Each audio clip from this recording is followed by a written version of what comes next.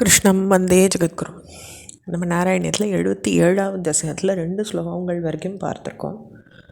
அதில் தன்னுடைய மனோரதம் பூர்ணமாகி உபச்சாரங்களை செஞ்சு அவளை தனிமையில் மகிழ்வோடு சுகமாக இன்புற செஞ்சார் அப்படின்றத பார்த்தோம். 3வது ஸ்லோகத்தை பார்க்கலாம். பிருஷ்டாவரம் புனரசா ஆவ்ருணோத் வராஹி பூயஸ்த்வயா சுரதமேவ நிசாந்தரேஷு சாயுஜ்யம் அஸ்த்விதிகவதேத் புதயேவ காமம் சாமீபியம் அஸ்த்வனி சம் இத்யபா நாப்ரவீத் கிம். அப்போ என்ன வரம் வேணும்னு சுவாமி ஆளை கேட்க பண்ணும்போது அந்த பெண்ணு இரவுகளில் காமசுகத்தை வரமாக கேட்டதாக சொல்லப்படுறது. அப்படி சுவாமிகிட்ட சாயுஜ்ய முக்தி கேட்டிருந்தா கூட ஞானியாக இருந்தால் அவங்க கொடுத்துருப்பாங்க. ஆனால் அவங்களோட ஞானம் அவங்களுக்கு அப்படி தான் இருந்தது. அது பகவானுடைய சங்கல்பம் அப்படின்னு சாமீபியம்னாக்கா முக்தியை வேண்டுறது. அது கேட்காத இந்த இத்தியாதி சுகங்களை அவங்க கேட்டாங்க. ததோ பவான் தேவ நிசாசுகா சுச்சித் மிருஹீத்ருசம் தாம் நிப்ருதம் வினோதயன் அதாத் உபஸ்லோஹ இதி ஸ்ருதம் சுதம் சனாரதாத் சாத் வததந்திர வித்பபௌ. அப்போது தேவதேவா பிறகு நீர் சில இரவுகளை அந்த மான்வழி படைச்சா அவளுடைய யகாந்தத்தில் அவளை ரமிக்க செஞ்சுட்டு உபஸ்லோகன் அப்படின்ற ஒரு புத்திரனை சுவாமி அவளுக்கு கொடுக்குறாரு. அப்போ அந்த உபஸ்லோகன் தான் நாரதர்கிட்டேருந்து சாத்வீக தந்திரத்தை கற்றவனாக விளங்குறான். அதாவது சுவாமிக்கு நம்ம பார்த்துருக்கோம் எத்தனையோ மனைவிகள், அதில் ஒருத்தங்களாக இவங்களும் இருந்திருக்காங்க. அவங்களுக்கு பிறந்த குழந்தை தான் உபஸ்லோகன். அதாவது குப்ஜாக்கும் கிருஷ்ணருக்கும் பிறந்த குழந்தை உபஸ்லோகன். அக்ரூரமந்திரமிதோதபலோத்வாப்யாம் அபியார்ச்சிதோ பகுனுதோ முதிதேன தேன ஏனம் விஸ்ருஜ்ய விபிநாகத பாண்டவேய விருத்தம் விவேதித ததா திருதராஷ்டிரசேஷ்டாம். அப்போ பலராமரோட உத்தவரோடையும் அக்ரூரர் வீட்டுக்கு போய் அங்கே மகிழ்ந்த அக்ரூரரால் பூஜிக்கப்படுறார். அக்ரூர மந்திரம் இதோத அப்படிங்கிறாங்க. மந்திரம்னா வீடு.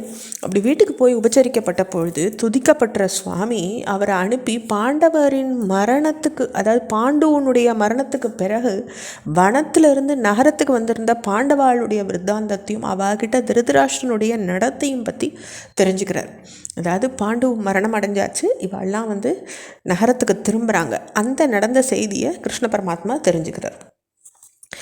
விகாதா ஜாமுஹு பரமசுஹ்ருதோ போஜ நிருபதேஹே ஜராசந்தேருந்தத் பணவதி ருஷாந்தேத மதுராம் ரதாத்யைர்த்யோர் லப்தைஹி கதிபயபலஸ்த்வம் பலயுதஹ த்ரோயோ விம்சத் யக்ஷௌஹினி ததுபநீதம் சம்ஹிருதாக.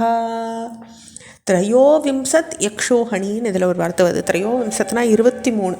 அதாவது தான் மாப்பிள்ளையும் பரமஸ்நேகிதனுமான போஜராஜன் கம்சன் கொல்லப்பட்டதுனால அளவற்ற கோபம் அடைஞ்ச குருடன் போல ஆறார் ஜராசந்தன். ஆனால் ஜராசந்தனுடைய பெண்ணை தான் கம்சன் மணந்துண்டார். அப்போ மாமனாருக்கு கோபம் வர்றது. அப்போ மதுராபுரியை போய் முற்றுகையிடுறார் கிருஷ்ணரை வதம் பண்ணணும்னு நினச்சிண்டு. அப்போ ஏதோ கொஞ்சம் சைன்யத்தோட தேவலோகத்திலேருந்து வந்த தேர் முதலிவாளோட பலராமர் உதவியோட அந்த ஜராசந்தனால் கொண்டு வரப்பட்ட 23 அக்ஷோஹணி பணியையும் சம்ஹாரம் பண்ணிடுறார் சுவாமி. சுவாமி கிட்ட அப்போ இருந்தது என்னமோ தேரும் கொஞ்சம் சைன்யமும் தான். ஆனால் அந்த 23 அக்ஷோஹணி ஜராசந்தனுடைய சேனையை அது வெண்ணுடுறது. அதான் இங்கே திரையோவிம்சத் யக்ஷோஹணின்ற குறிப்பு வருது.